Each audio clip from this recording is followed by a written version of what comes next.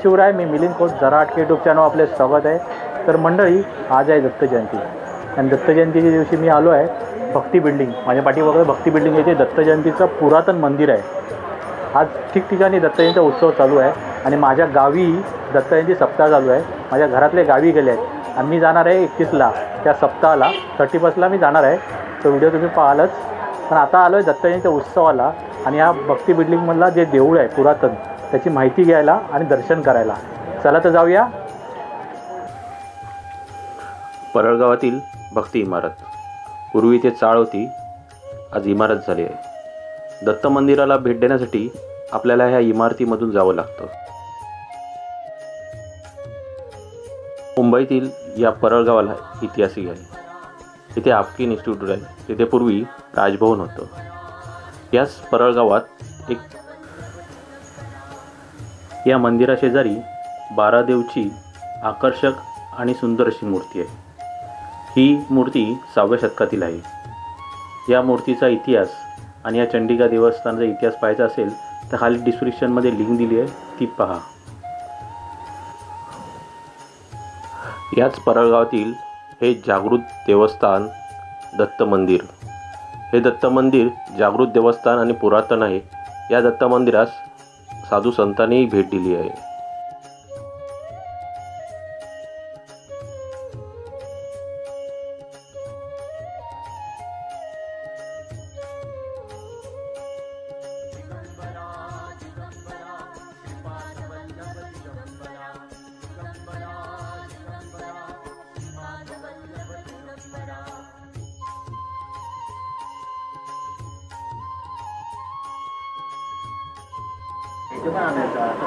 नमस्कार।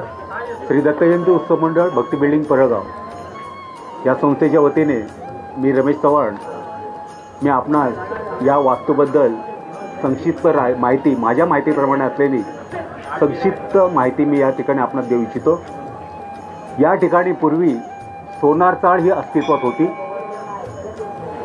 त्या सोनार चाळीचे परळकर म्हणून मालक होते ते श्री दत्तगुरुरायांचे अत्यंत जिवलग असे भक्त होते।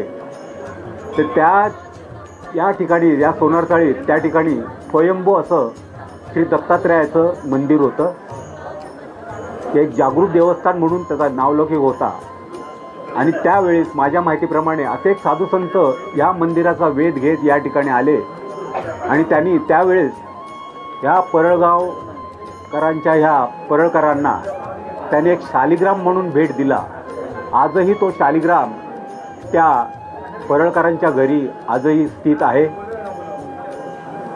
तर असं हे देवस्थान आम्ही कित्येक वर्षे या देवस्थानाची पूजा अर्चा आमच्या माध्यमातून करत असतो।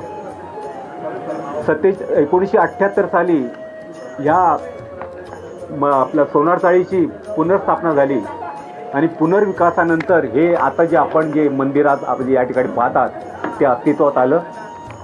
आणि ह्या मंदिराच्या पुनर्बांधणीनंतर आजही आम्ही तो सोहळा आज याही शाही दिमाखात मोठ्या उत्साही प्रमाणात आज या ठिकाणी आम्ही साजरा करत आहोत। त्या माध्यमातून आम्ही अनेक उपक्रम राबवले। आरोग्य शिबिर म्हणा, लोकांना अन्नदान म्हणा, आदिवासी पाड्यात जाऊन आम्ही त्या ठिकाणी लोकांना, काही गरजू लोकांना आम्ही त्या ठिकाणी मदत केली। असे विविध उपक्रम आम्ही या ठिकाणी राबवत असतो आणि अनेक विविध कार्यक्रमातून आम्ही लोकांना प्रोत्साहन देऊन त्यांचं जीवनमान सावरण्याचा आम्ही या ठिकाणी प्रयत्न करतो। या ठिकाणी प्रत्येक गुरुवारी, विशेष म्हणजे प्रत्येक गुरुवारी आरतीचं आम्ही आयोजन करतो। न चुकता ही आम्ही आरती या ठिकाणी एका निरनिराळ्या मोठ्या ढंगात आम्ही या ठिकाणी सादर करत असतो। लोकांना आवडते, भावते। असं हे श्रद्धास्थान केवळ आमच्या भक्तीचंच नव्हे तर असंख्य परळगाववासियांचं आहे। आणि म्हणून आम्हाला वाटतं हे श्रद्धास्थान, ही गुरुमाऊली, ही जी परंपरा आहे, गुरुमाऊली शिष्याची परंपरा, मला वाटतं की ही अनादिकालापासून सुरू असलेली परंपरा, ही गुरुमाऊलीची परंपरा आजही आम्ही जोपासली आणि त्याचा आम्हाला खास अभिमान वाटतो। आणि त्याचंच आजचं हे उदाहरण म्हणजे आजचा हा सोहळा। आज असंख्य भाविकांची गर्दी या ठिकाणी आपणास अनुभवास मिळाली, पाहावयास मिळाली आणि आम्ही धन्य झालो.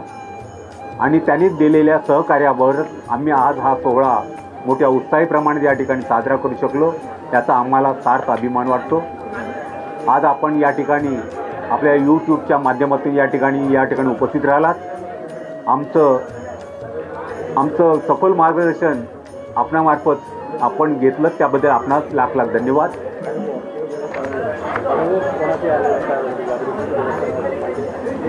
हे मंदिर जागृत देवस्थान आहे. कित्येक लोक भाविक या ठिकाणी येतात. अनेकांची गाराणी वगैरे या ठिकाणी मांडली जातात आणि ते सक्सेस होतात. कित्येकदा बहुतेक सक्सेसच होतात आणि अनेक विधी या ठिकाणी, उपक्रम या ठिकाणी राबवले जातात आणि त्या माध्यमातून त्यांना समाधान मिळतं. यातच सर्व काही आलं असं मला तरी वाटतं. आणि ही बुद्धी त्यांना यश, दीर्घायुष्य त्यांना लाभो, ही या ठिकाणी गुरुचरणी प्रार्थना. धन्यवाद.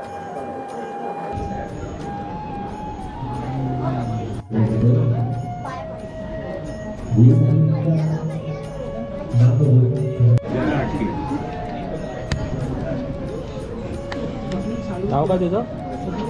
हां, स्वरा. अरे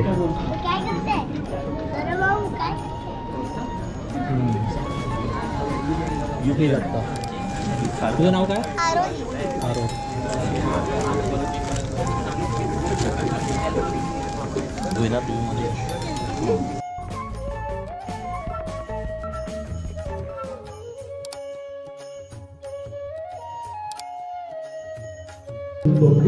साहेब यांचंही या ठिकाणी झालेलं आहे.